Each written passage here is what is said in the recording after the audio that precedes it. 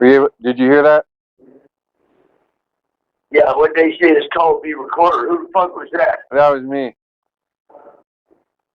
Oh, yeah? Yeah, because I saw this one video. I wanted to ask you. I saw this a couple of days ago. I just kept forgetting. I put it down in my notes, and there was a story. A dude out of West Chicago told. I forgot his name, but he said in between. I think it was like '96 or '98. There was a brand member who went and turned Muslim, and I think Leavenworth, or it was Lewisburg, one of the two. You ever hear of that? Where they started getting off on each other and shit, and they ended up hitting the white Muslim? The only thing I know about that was not a brand member that became Muslim, but was a guy, Clay Fountain, many years before that, when he got kicked out of the disciplinary barracks in Fort Leavenworth after he took hostages and shit, and he ended up in Lewisburg. He was hanging around with the black Muslims. Actually, he was hanging around with the Moorish Science Temple guys. That's black Muslims. Anyhow, and he was hanging around with all that and all that. Then he got some shit up there and got kicked out of there, and ended up in Terre Haute, and he got fucked up and got some shit there, and then he had to get up to the control unit and all this. Then it came out later that he was fucking around with some Moorish Science Temple guys, kind of affiliated like he was a white Muslim. And then brothers started getting on him, Barry started getting on him, other guys getting on him, and telling him, what's your malfunction? No shit. You know what the Moorish Science Temple teaches, right? No. He was saying, well, he didn't know. He didn't know that Moorish Science Temple teaches that an insane, bubble-headed black African Muslim created the white race in a test tube and turned it loose in the Caucasus Mountains. And that's how the white race came into being. So, okay. He was getting a little... No, that's actually what that teaches. So, that the whites were created by a fucking insane, bubble-headed black Muslim. Scientist. Oxymoron. And that's what it teaches. Well, that was before in like 96, 98 with Clay, right? No, I've never heard of nothing like that. Yeah, he said, forgot his name, man. But yeah, I wrote down what he said. He basically is an ex-brand member who turned Muslim. AB went to the Muslims and we're going to handle it. Muslim said no, he's with us. Next day, the brand. Hey, Crasher.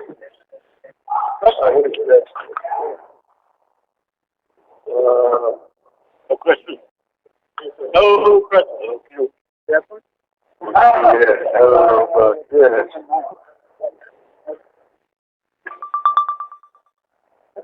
I don't know what the hell this is.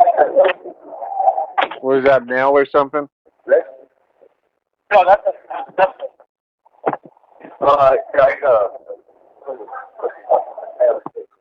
anyhow, no, 96, 97 looks like it turned into a Muslim film. And the thing is that the way that works is if a brand member became a Muslim, the black Muslims or something, yeah, nobody asked nobody for no permission. We're just going to go kill that motherfucker. Oh, they got him.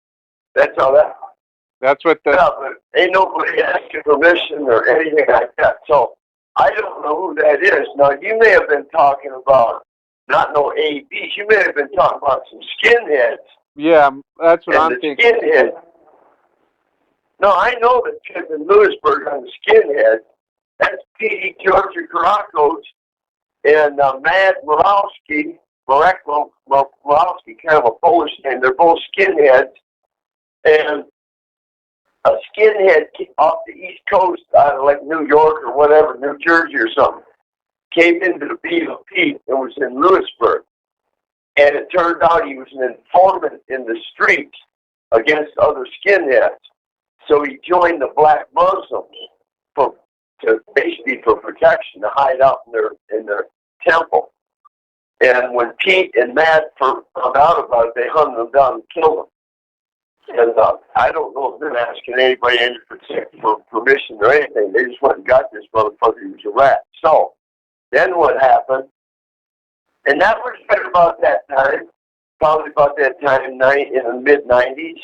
Okay. And so what happened is then they got indicted, and Mad was short to the streets. So he rolled over on Pete to testify against Pete.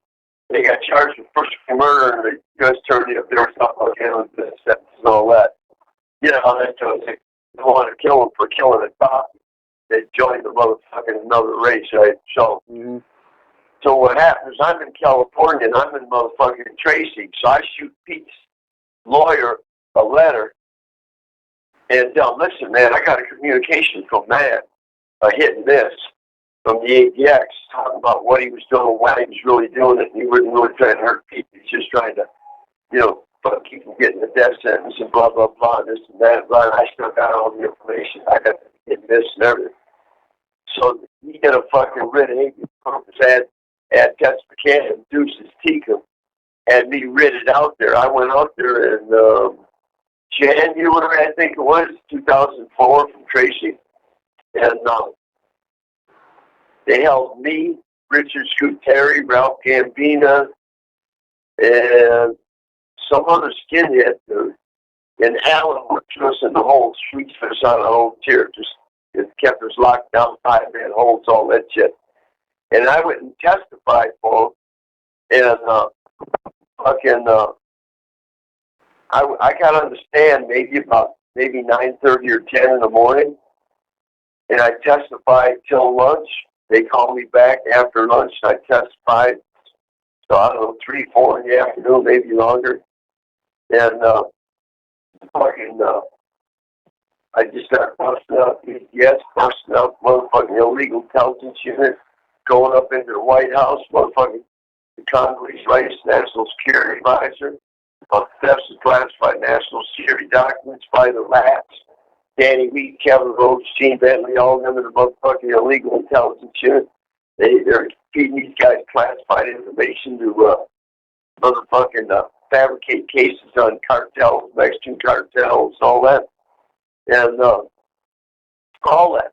And the judge, every now and then, I was to the left of the judge's bench between him and the jury. I'm looking at the jury, they're right to my left. Every now and then I look at the judge. The judge would just turn his head, take a look at me, look back, and look right back down to his desk and just let me go. And I fucking testified for hours. When I got done, the racketeering case against the Aryan Brotherhood in Pennsylvania, they pulled the plug on it and shut it down. They brought in a special U.S. attorney to cross-examine me. So I did my testimony for the defense, and then on cross-examination, the normal U.S. attorney prosecuting Pete stepped out the way, and the special one named Martin that was bringing the racketeering case and the death penalty shit against the Aryan Brotherhood stepped up to fucking cross-examine me, and he asked the wrong question.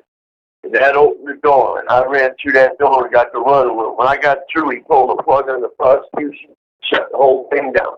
Well, I told him the government was behind all this. Yeah. They knew there were problems. What? Hey, John, what was I don't think we ever talked about the indictment they had in Pennsylvania on the brand. What was that about? Yeah, that was the killing of the D.C. blacks. Oh, okay. For, what was it, Allenwood or whatever's there? Lewisburg? No, Lewisburg. Okay. I got you. So, the thing is I got 2 sets on it. I set it out. Listen, Lewisburg was off limits to any active Aryan Brotherhood American Mafia. you doubt my word, go to the United States Congress, the House Judiciary Committee, the investigations of Marion and everything on the guard killing and everything, get the testimony by the director of the Federal Bureau of Prisons, Kathleen Hawkesworth. And she'll tell you right in there, Louis Ferguson, neutral joint, it's off limits to any active Aryan Brotherhood and Mexican Mafia. Yeah, we talked. So the thing is, they deliberately moved brand members up there from Marion when they knew there was a beef going on between the AB and the DC, because DC had attacked whites, and including 2 AB at Marion, cracking it off. And then they deliberately moved motherfuckers up there. And motherfuckers in the ATX, DC, black, stirring the shit up. Put them back to Lewisburg and deliberately moved AB up there to make that shit happen. And that's why fucking TD would have never did that hit and miss without it being encrypted. That's why I believe the government did that, to push that, make that whole race thing happen. So once I got through running everything down, what I had to say about all that, they pulled the plug on that whole fucking prosecution up there. They shut it down. They said, man, this shit's a fucking mess. So bottom line is that's what that is. So I don't believe it was any AB shit. I think it was probably that skinhead stuff. Yeah, that Pete. And then later I got a letter from Pete's lawyer thanking me. He said, man, thank you very much for your testimony, man. Your testimony is what got Pete a conviction for second-degree murder instead of first-degree murder, because they're talking about a death sentence and all that.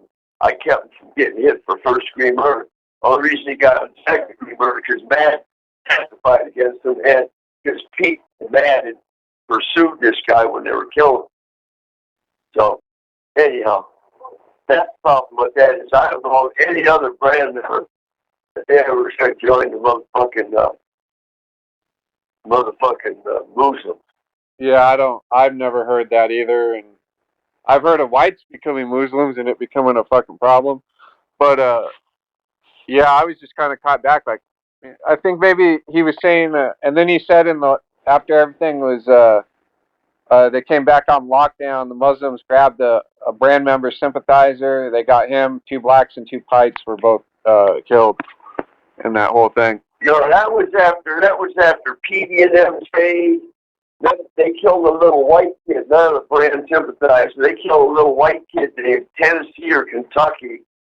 They went and a bunch of blacks jumped. Just some kid that didn't have nothing to do with nothing. He's nobody. He's just a little white target, so they stabbed it and then staked his body out on the ground, like they crucified him on the ground, playing with his body, and some other, and then some